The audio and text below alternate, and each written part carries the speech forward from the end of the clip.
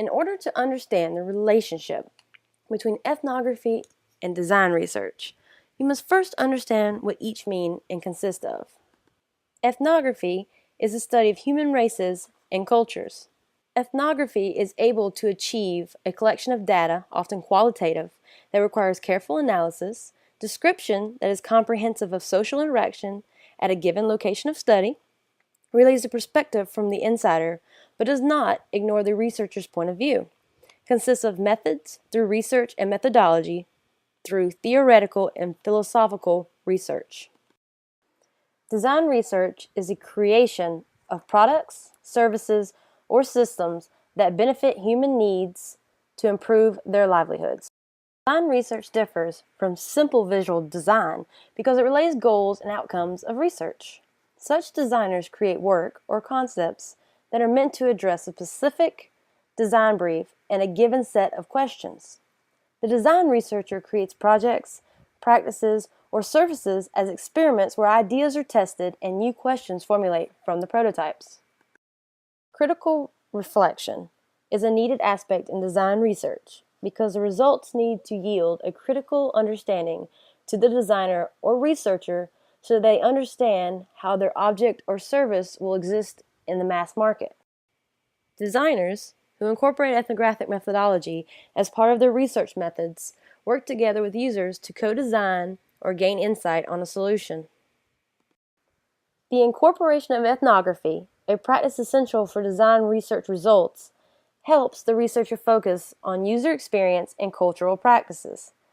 Culture, in all aspects, consists of the interaction within a person's environment and their daily behaviors. Ethnographic design research, used in human study, helps the designer gain necessary data, co-design with users, and better understand how people consume and interact with products or solutions. Ethnography also helps break down barriers in regards to learning about the context of the designer's product creation, design processes, and the systematic approach.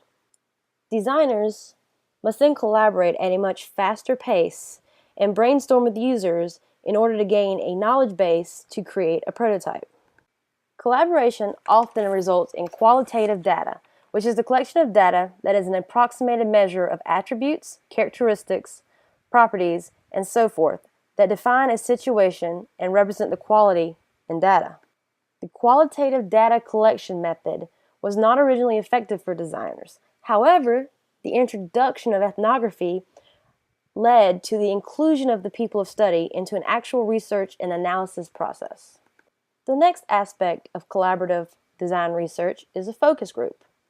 A focus group is a group of individuals that collaborate under supervision of a trained moderator, where ideas are generated and expanded upon. Responses only relate to either personal or professional experiences. Participatory methods allow designers to gain insight from feedback that comes directly from the consumer. It is where designers allow consumers to aid in product development due to the fact that they will be the ones using the solution. There are various aspects that involve the participatory design style. Developmental panels are used to evaluate and relay feedback on a product or service during development.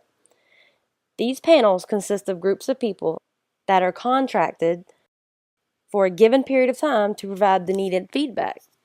Next is the first-hand encounters that help designers focus on studying people's activities in their everyday environment. Holism makes sense of the behaviors of the people. It is important to be descriptive, not prescriptive, because the researcher must describe how the person actually behaves without interference and not how one believes they should behave. The user's point of view is important to describe the behavior as relevant for those participants being studied.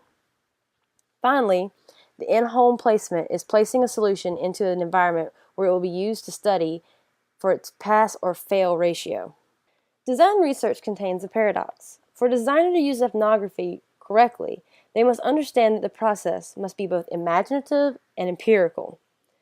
A designer who researches a human and their culture must be able to look past what they can see and learn to listen rather than visualize what they are studying.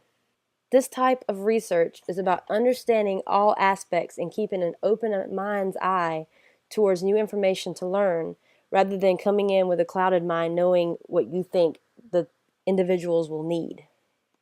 All information must be from using imagination to brainstorm concepts, to evaluate and possibly prototype. But empirical results, or real results, must be backed up from cited sources or field research so that the information is not fabricated. Therefore, design and ethnography relate because ethnography, being the study of humans and culture, takes design further than it had originally gone, and people are actually in the environment with the individuals.